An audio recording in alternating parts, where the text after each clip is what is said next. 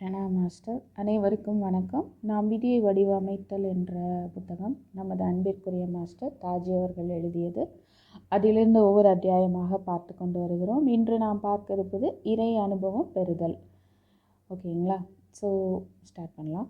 நம்மில் பலர் இறைவன் இருக்கிறார் என்று நம்புகிறோம். சிலர் நம்புவதில்லை. ஆனால் நம்புவது மட்டுமே அவசியமானது அல்ல.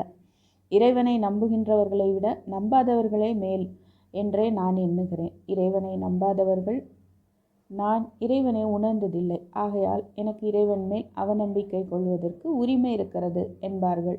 ஆனால் உங்களில் இறை நம்பிக்கை உள்ளவர்கள் எந்த அடிப்படையில் நான் கடவுளை நம்புகிறேன் என்று கூறுகிறீர்கள்? உங்களுக்கு இறை அனுபவம் இருக்கிறதா?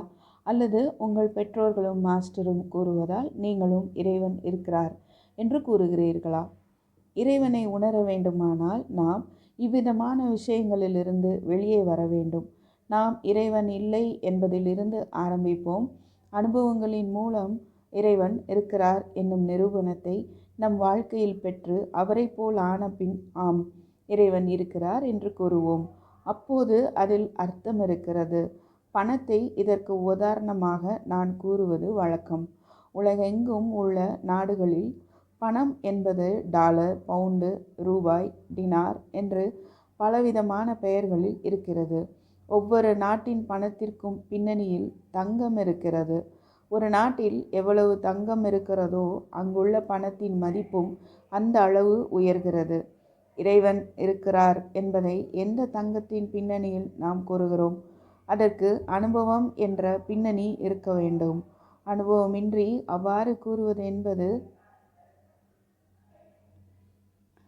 கடவுள் இல்லை என்று கூறுவதைப் போல ஒரு மோசமான விஷயமே ஆகும். ஒரு நிமிஷம்.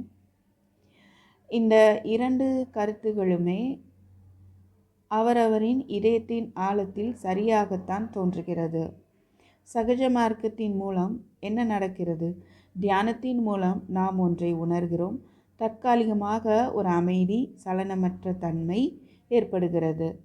நாம் அறிந்திராத ஏதோ ஒன்றில் நம்மை இழந்ததை போல் தோன்றுகிறது. அது என்னவென்று தெரியாவிட்டாலும் மிக நன்றாகவே இருக்கிறது. ஆனால் அது தற்காலிகமானதே, நிலையானது அல்ல. இதுதான் இறை அனுபவம் போலும் என்று கூறிக்கொள்கிறோம். ஆனாலும் நமக்கு அது உறுதியாக தெரியவில்லை. ஆகவே அத்தகைய அனுபவங்களால் என்ன பயன்? இதுவே இறை அனுபவம் என்று இறுதியான நிரூபணம் எனக்கு எவ்வாறு கிடைக்கப் போகிறது? அதற்கு அந்த அனுபவத்தை நாம் நிரந்தரமாக ஆக்கிக் கொள்ள வேண்டும். உதாரணத்திற்கு சொல்லப்போனால், ஒரு நாள் மட்டும் பணக்காரனாக கோடீஸ்வரனாக இருப்பதில் அர்த்தமில்லை.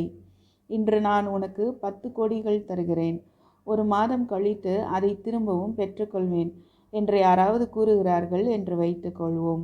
மனப்பாக்கத்தில் இருக்கும்போது எனக்கு நல்ல அனுபவம், மிகச்சிறந்த அனுபவம் ஏற்பட்டது என்று கூறிவிட்டு அதன் பிறகு மோசமான நிலைக்கு சென்றால் அது ஒரு மாதத்திற்கு பிறகு ஒரு கோடி பணத்தை இழந்த அந்த கோடீஸ்வரனின் நிலைமையை ஒத்த விஷயமே. நாம் இந்த சூழ்நிலையை விட்டு விலகியதும்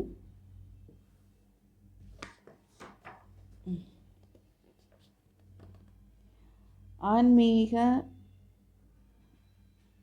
ரீதியில் கூறுவதனால் மறுபடியும் உயர்வடைந்த பின் அனைத்தையும் இழந்த நிலையை அடைந்து விடுகிறோம். ஓகே, நாம்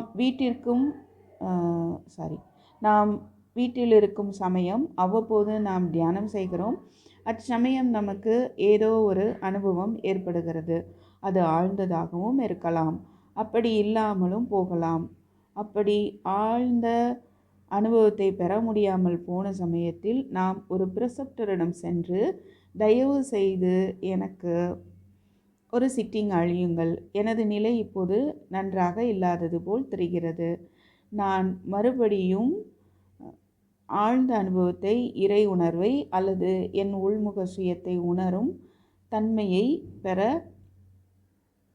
வேண்டும் என்று சொல்கிறோம். நாம் ஒரு சிட்டிங் எடுத்துக்கொண்டு ஆம் அவர் இருக்கிறார் என்ற உறுதியை மறுபடியும் மனதில் நிலைநிறுத்தி கொள்கிறோம். பின் மறுபடியும் அந்த நிலை தளர்வடைந்து விடுகிறது. ஆகவே தொடர்ந்து நாம் நம்மை சரி செய்து கொள்கிறோம். தொடர்ந்து அந்நிலை தளர்வடைந்து போய்விடுகிறது. ஆனால் அந்நிலை நிரந்தரமாக வேண்டும். அந்த அனுபவம் நிரந்தரமாக வேண்டும். அதுவே லட்சியத்தை அடைந்த நிலை ஆகும். நான் அடிக்கடி மாஸ்டரிடம் நமக்கு இத்தகைய சிறந்த அனுபவங்கள் எதனால் ஏற்படுகின்றன, அவற்றின் நோக்கம் என்ன, அவை நம்மை எங்கு கொண்டு செல்கின்றன, அத்தகைய ஆழ்ந்த நிலையில் மணிக்கணக்காக நமக்கு என்ன நடக்கிறது என்பதே தெரியவில்லை. அந்த அளவு நம்மை இழந்திருக்கிறோம். போதையில் இருப்பதை போல இருக்கிறது. நம்மை இழக்கிறோம். ஆனாலும் இது ஒரு இனிமையான நிலையாகவே இருக்கிறது. இவை அனைத்தும் நமக்கு அவசியமா என்ற ஆச்சரியத்துடன் கேட்டிருக்கிறேன். அதற்கு அவர் ஒவ்வொரு நிலையிலும் கட்டாயம் அனுபவங்கள் எழுகின்றன, ஆனால் அதை மாஸ்டரோ அல்லது இறைவனோ தருவதில்லை என்று கூறியிருக்கிறார். நமக்குள் ஆன்மீக பயணம் நடைபெற்று கொண்டிருக்கும் போது காட்சிகள் மாறிக்கொண்டே இருக்கும். நீங்கள் ரயிலில் சென்னையில் இருந்து ஹைதராபாத்துக்கோ அல்லது டில்லிக்கோ செல்கிறீர்கள் என்று வைத்துக்கொள்வோம். நீங்கள் ஒரே காட்சியை கண்டீர்கள் என்றால் நீங்கள் அங்கிருந்து நகர்ந்து செல்லவில்லை என்றே அர்த்தமாகிறது. காட்சிகள் மாறும்போது நாம் அங்கிருந்து நகர்கிறோம் அல்லது முன்னேறுகிறோம் என்று அறிகிறோம்.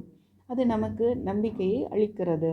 அப்படியின்றி தொடர்ந்து ஒரே அனுபவத்தை பெறுவோமேயானால் நாம் ஆர்வத்தை இழந்து விடுகிறோம். ஆகவே தியானத்தில் வெவ்வேறு அனுபவங்கள் ஏற்படுவதற்கு இதுவும் ஒரு காரணமாகும்.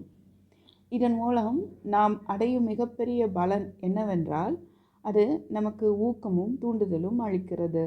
ஆனால் நாம் இதய மண்டலத்தில் இருக்கும்போதே இவையெல்லாம் சாத்தியமாகிறது. ஆனந்தத்தை நோக்கி மற்றும் ராஜயோகத்தின் செயல்திறன் எனும் புத்தகங்களை உங்களில் எத்தனை பேர் படித்திருக்கிறீர்கள் என்பதை நான் அறியேன். நாம் இதய மண்டலத்தில் இருக்கும்போது எல்லையற்ற விதமாக பல மில்லியன் அல்லது பில்லியன் அனுபவங்கள் நமக்கு ஏற்படுகின்றன. ராம்சந்திராவின் படைப்புகளின் முழு தொகுப்பு பாகம் 1 எனும் சகஜ மார்க்கத்தின் அடிப்படை நூலை நீங்கள் அனைவரும் படிக்க வேண்டும் என்று நான் தீவிரமாக பரிந்துரைக்கிறேன். நீங்கள் இதை கண்டிப்பாக வாசிக்க வேண்டும். கண்டிப்பாக. மீண்டும் நான் அனைவரையும் அடுத்த பதிவில் சந்திக்கிறேன். நன்றி, வணக்கம்.